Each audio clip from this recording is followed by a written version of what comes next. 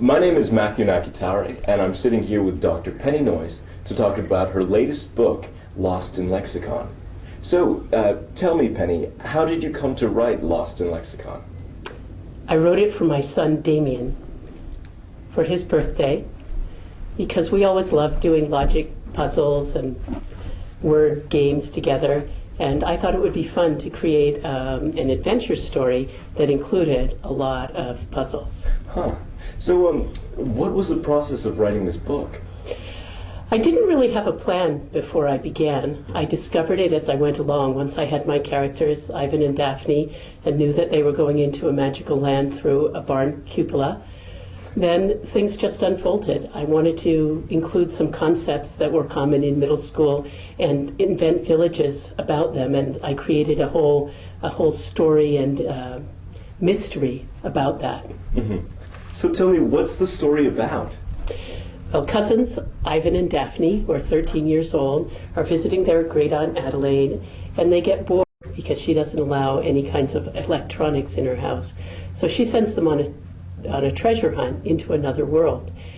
There, they're given a task of trying to find the lost children of Lexicon who have wandered off while their parents were distracted by lights in the sky.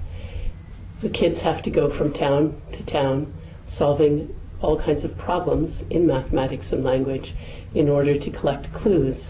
And as the story goes on, the danger and peril really picks up. So tell me about some of the book's characters.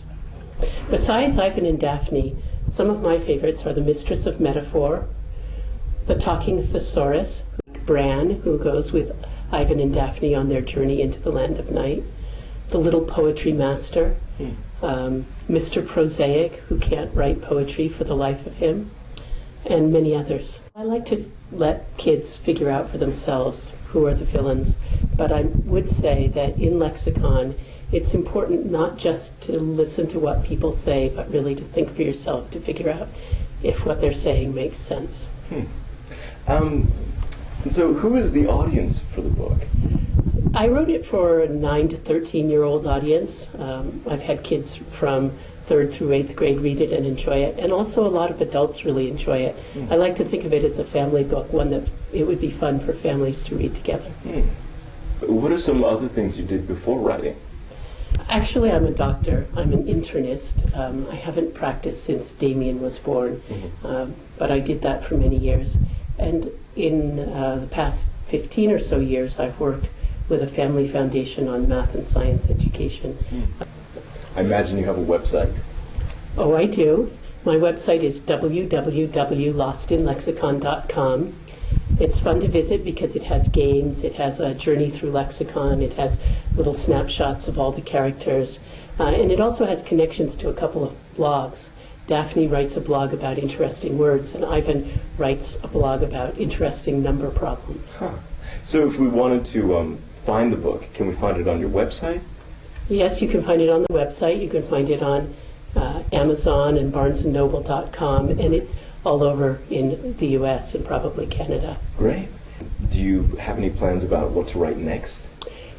Well, there are 4 books in all in the Lexicon series. I have a draft of the 2nd book, The Ice Castle, ready to go. I'm working on the 3rd.